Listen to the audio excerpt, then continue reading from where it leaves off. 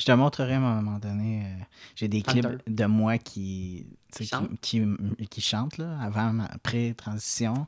J'ai des clips de toi qui chantent post-transition. Ouais, ben c'est ça, tu sais, ça me fait drôle par exemple parce que tu sais, il y a un moment où j'étais vraiment comme, j'avais vraiment un look pop star en plus là, tu sais, j'avais vraiment les cheveux blonds puis je me peignais comme curly. Moi la semaine prochaine, ok.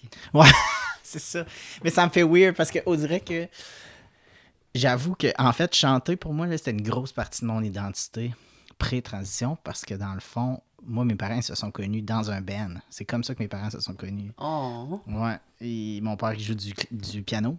Puis ma mère, elle, c'était la chanteuse du band. Fait que, tu sais, j'ai comme grandi autour des amplis puis des... Tu sais, moi, ça fait partie de ma jeunesse, genre. Okay. Fait que, ouais, j'ai grandi dans un environnement hyper musical. Puis à un moment donné, je me questionnais justement sur mon identité.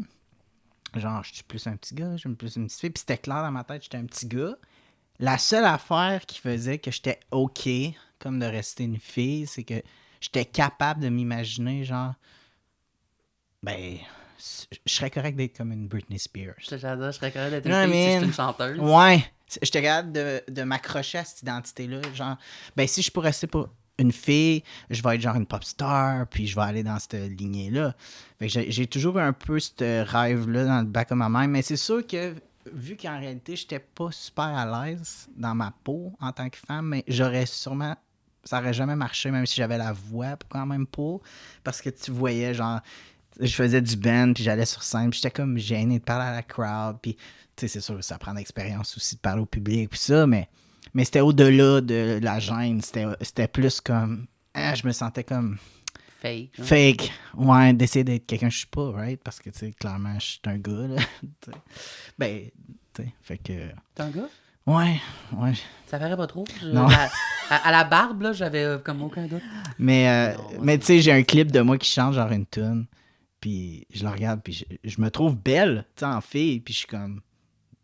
Mais je sais qu'au fond, c'était juste une... C'est comme détaché. C'était comme une coquille, right? C'était comme juste l'extérieur, tu sais, qui avait l'air de... Je pense que c'est un peu ça. Quand tu fais de la musique, souvent, ça dépend là, de ce qui est ton style, mais tu peux facilement tomber dans... C'est une manière d'approcher la musique un peu, là, que tu peux être complètement un personnage, là, où est-ce que tu te fais, tu sais, mettons Katy Perry, c'est un bon exemple, là. J'ai aucun doute que la Katy Perry qui fait des shows à Vegas, puis la Katy Perry qui est chez elle dans son salon en train de jaser, c'est deux personnes très différentes, là, tu sais, elle a un look, une personnalité, comme elle fait un show, là, tu sais. Même, tu prends des gens comme Kylie Minogue ou comme Cher, tu sais, qui font des productions quand ils font des concerts, c'est des événements, là, Shania Twain, comme... Mon Dieu, j'écoute mes exemples, je suis vraiment gay. Hein. Mais...